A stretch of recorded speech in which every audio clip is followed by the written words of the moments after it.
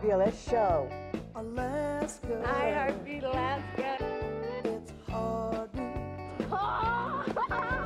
Alaska. Pull up a chair and enjoy the show. Hear it from Sitka to Barrow. Gather around for Jeannie's show. It's the Aleut, the Indian, and the Eskimo. It's the Aleut, the Indian, and the Eskimo. Welcome one, welcome all.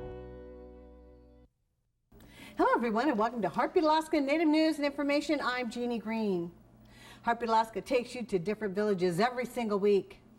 Today we take you to villages that begin with K. Did you know that there was villages called Kijik and Kanakanak, many other villages, and today we take you to Kake, Alaska and participate in a peacemaking circle.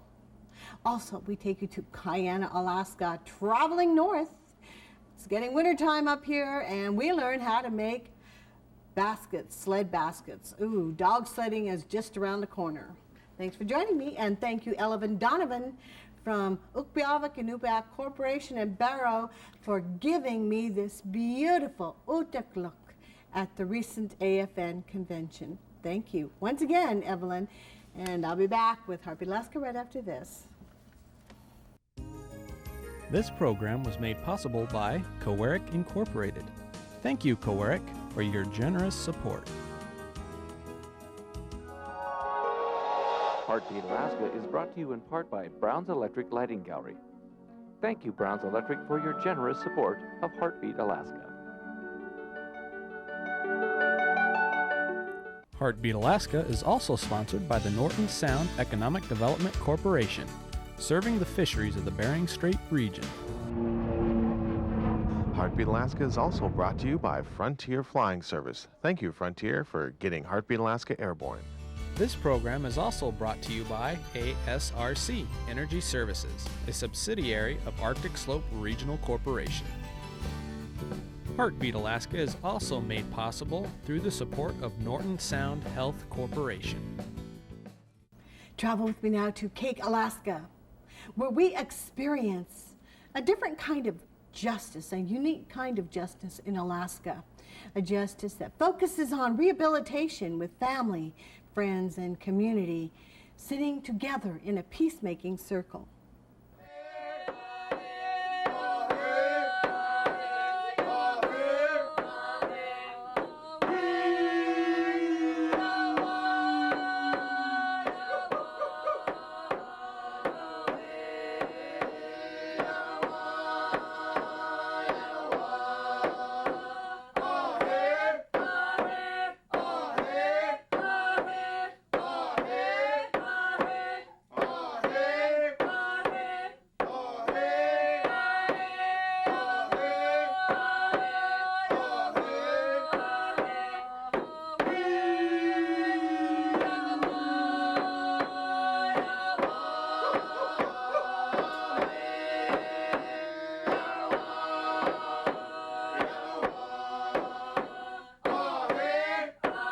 This is Kake, Alaska, a Tlingit village northwest of Petersburg and south of Juneau.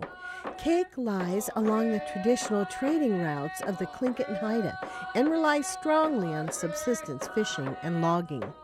When it comes to law, Kake is the only Alaskan village that participates in an innovative form of sentencing that blends traditional values with the Western court system.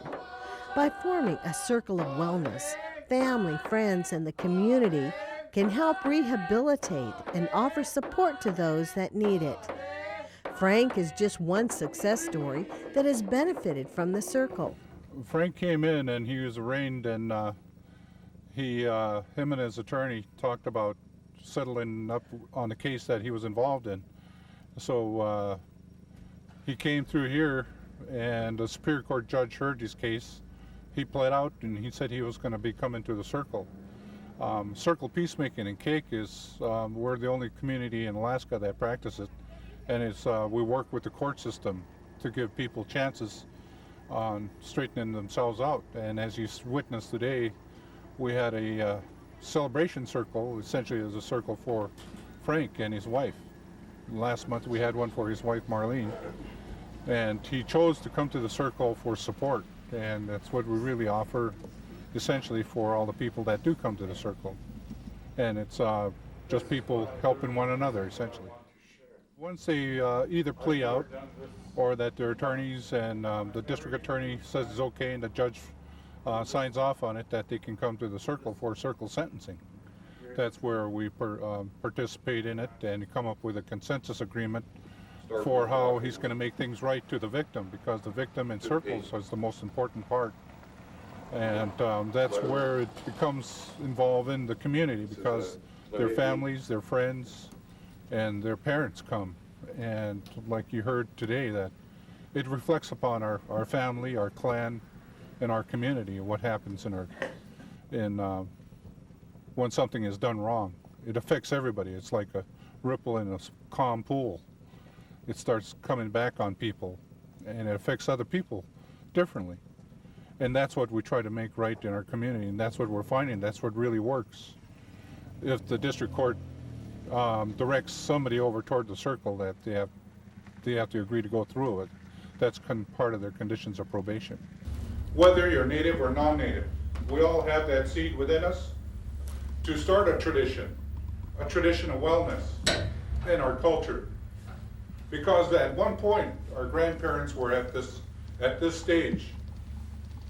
But since we've had contact with the Western world, we're the 7th generation now that they were looking for. On Frank, he's pretty special because he came to this Cake Circle Peacemaking for help by himself after the fact that he was involved in whatever he did to get him into court. And he came for support along with his wife. And his wife came through the circle by herself because she said she would like to start sobering up. And the alcohol counselors, we work real close with them, and they're part of our circle, and they got them into the Bill Brady Healing Center. And through that, we have our meetings bi-monthly. We have a meeting of support circles if we're not doing one for somebody. And through that, we give them support, and through that they're able to talk about their problems they're having. Maybe there's a thing that someone in the circle knows about, because the people that are there, we draw upon them, because a lot of them have went through what Frank went through.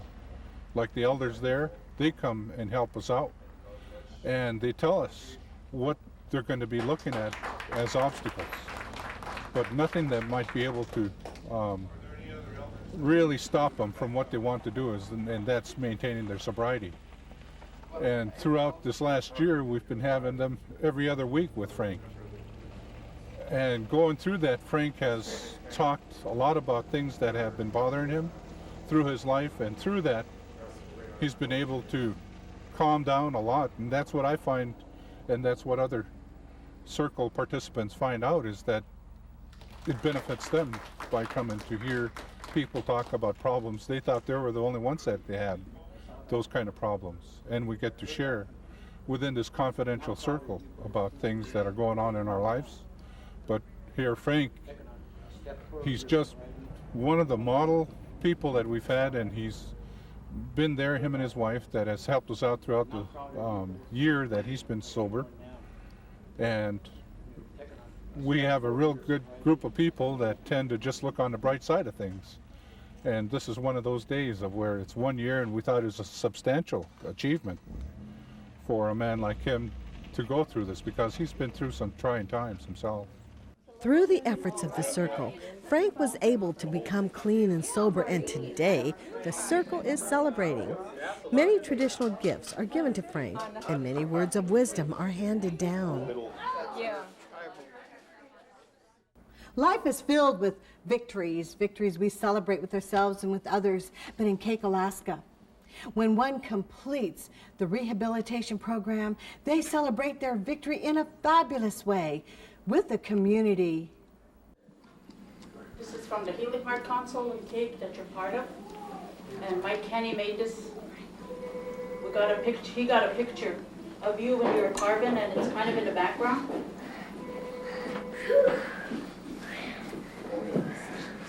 And it says, God, grant me the serenity to accept the things I cannot change, courage to change the things I can, and wisdom to know the difference. This is emotional for me. But congratulations, Frank.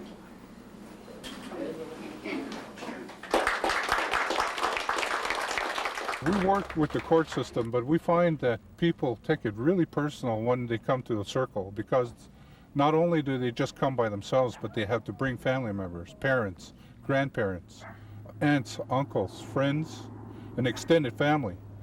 Because what we've been taught in our tradition is that anything that we do reflects upon our clan members, especially our families.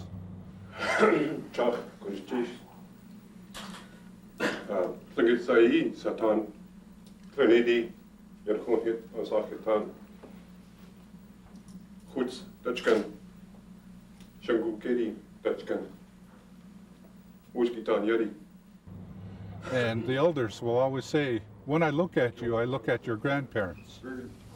Because all you're seeing now with me is the past. Because everything that I'm trying to do now is trying to do for 7 generations down. And with the circle, we're finding out people take it very serious. Because when they signed their name on that agreement, these people were the ones that came up with that consensus, an agreement that they had to live with for a probationary period of time. And for that time of period, they can't do anything. And I'll tell you, it has saved lives on young children that start going down the alcohol way, but have completely stopped it. Not only them, but their parents have stopped drinking because they found out for the first time they looked at their responsibility. And that's how we don't get hardly any repeat offenders. The recidivism rate, you might say, for our circles is 97.9%, because if you figure 2 out of 85, only 2 out of the 85 people that we've had circles for chose not to go by that consensus agreement. That comes out to be something around pretty close to 98%. But when you look at our regular court system, that's what got me interested in our old ways, our traditional ways of peacemaking, was that I kept seeing people come through that door, the same people, like a revolving door, that I thought there has to be some way we might be able to work with the court system to reduce that. And this is what came out of it.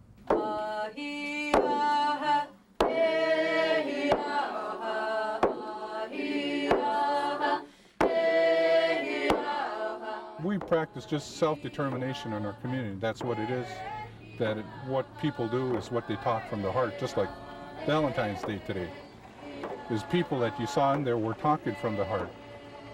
And a lot of times our elders would say, the longest journey a man or a woman has to take is from their head to their heart to really start talking. And that's what comes out in circle peacemaking, is talking from the heart, of really trying to touch someone's soul and their value system to bring them back in to the community value system.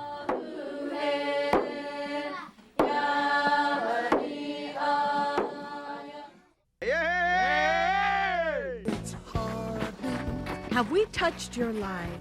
Have we touched your village? You've watched Heartbeat Alaska for years, and now you'll be able to read a book all about Heartbeat Alaska and you. You can be in it.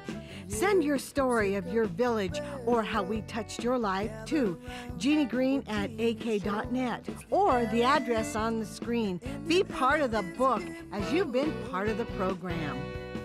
Be part of the Heartbeat Alaska book. Tell us your story.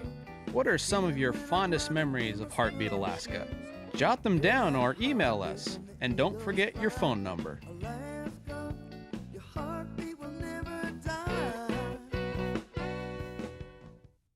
Thank you so much, my good friends in Kake, Alaska, for sharing your stories with our viewers across Alaska, Canada, and the lower 48. Now we travel to Kiana, Alaska, and meet Mr. Donald Smith. He's a gentleman who was born in Norvik, but since he was an infant, lived in this beautiful community called Kiana, Alaska. Dog sledding has always been a part of Native history and now has become ingrained into Alaskan history. Travelers and their canine companions have trekked across the white landscapes in a method that has remained nearly unchanged for centuries. This combination of man and animal working together has helped define Alaska for generations. Mike Lawless, a seasoned musher, points out the similarities of the modern dog sled team and those of long ago. Yeah, you know, if you take a look at all the sleds today, you know, you'll see the aluminum runners and you'll see cable and all, but still it's the same basket sled that the North American native came up with thousands of years ago. It's the same sled, you know, so the technology hasn't changed, just some of the materials. And the fact that nothing, as far as traveling in this part of the world, nothing makes more sense 6 months a year. I mean, it was one of them things that was figured out long before any of us got here. So it's you're always linked with that past, you know, and you can sit around and kind of visualize mushers, you know, hundreds of years ago, trying to figure out how to build a better sled and get a better dog and, you know, provide better nutrition. It really hasn't changed, you know, so, and it's great to be part of it. Donald Smith of Kiana certainly agrees. He makes traditional basket sleds. I was born and raised in Kiana.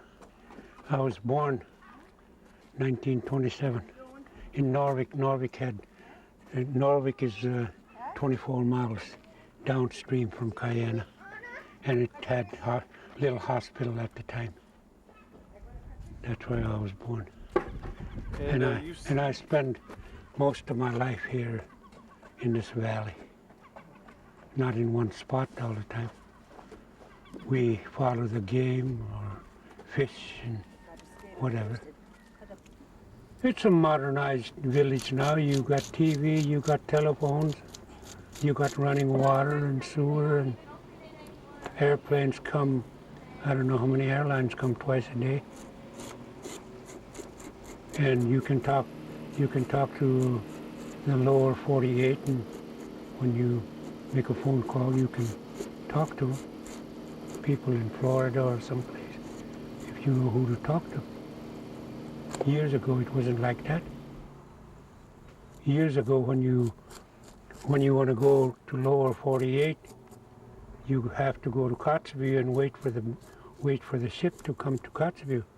And if you're late for that ship, you got to wait another year. Donald can be found in his workroom at 5 o'clock in the morning, taking advantage of the peace and quiet before the rush of the day. He gave us a tour of his workshop this summer. Even in winter time, when I'm not trapping, I make sleds. This is a basket sled, and they come in various sizes. This one is kind of a short one. Donald has been making sleds for most of his life. Ever since my dad gave me 4 dogs and kind of an old beat up sled, and that's why I started. The patches on the sled was heavy, but they're heavier than the sled itself. And every time when somebody come in with half decent sled, I had to run over and take a look. And here's how I start right here. And you got to pick right end of the wood to bend it 90 degrees like that. I put it in a steam pot. There's a steam pot over there by the... It takes Donald about 3 to 4 weeks to make a sled. I put the wood in here and I put it on top of the Coleman stove, let it boil, and steam would go into wood and make it limber. When I put grooves like this, when when I start cutting it right away, it always be loose. And after you dry it, it's a little closer. It don't wobble like that. Donald sells his sleds selectively through word of mouth. I'm not in the yellow pages. There's just one man working here. No, I learned it from different people. I never go to school for it because I'm not much good in school. I had to quit school when I was about 4th grade and go on a trap line. Money was hard to come by them days. Only furs and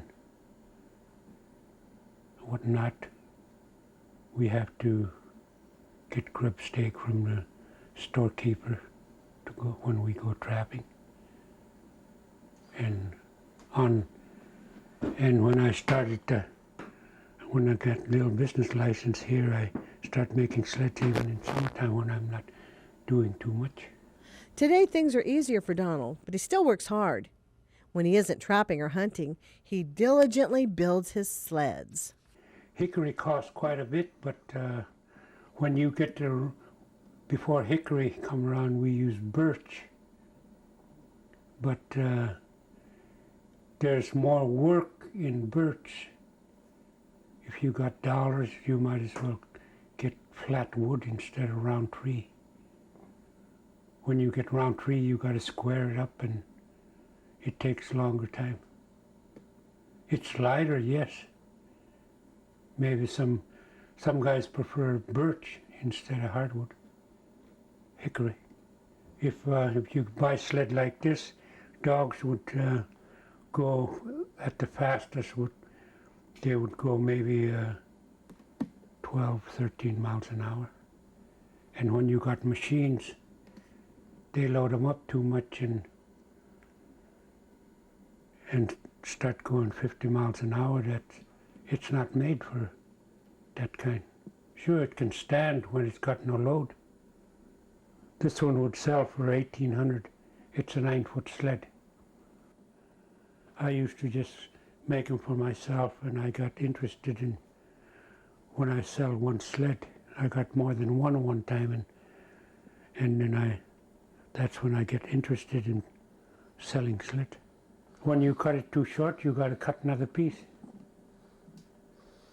Or if it don't bend, you just got to look at the plank and cut it for which side of the sled you're going to use it on.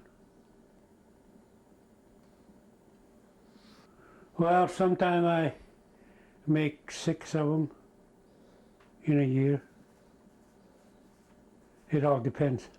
Like when I'm trapping, I make less because I'm out most of the time. And I use that tuna leader line to tie them. Here it is right here. It's a nylon rope.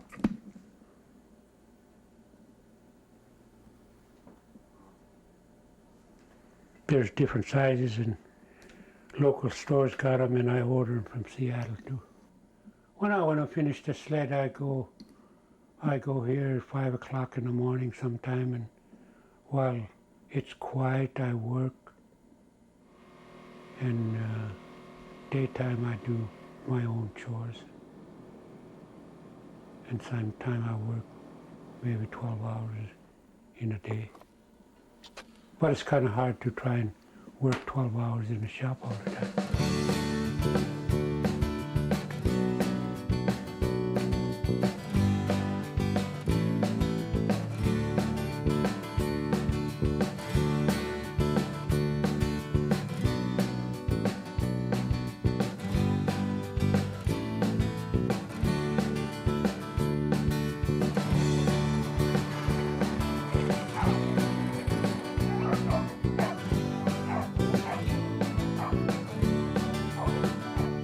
Thank you everyone for joining us for another Heartbeat Alaska, stories about your friends and your neighbors. Join us again next week as we travel throughout the North. God bless every one of you, and we'll see you then. To purchase a VHS copy of this program, have your credit card number ready and call area code 907-563-7440 or mail $20 check or money order to Jeannie Green Productions, 6216 Old Seward Highway, Anchorage, Alaska 99518. Ask for the program number listed below. It's Heartbeat, Alaska. It's Heartbeat, Alaska. You can hear it from Sitka to Barrow. Gather around for Jeannie's show. It's the Aleut, the Indian and the Eskimo. I can hear it like the running of a caribou. Feel it when I'm running in my snowshoes. Hear that heartbeat when the eagles fly. Alaska, your heartbeat will never die. It's Heartbeat, Alaska. It's Heartbeat.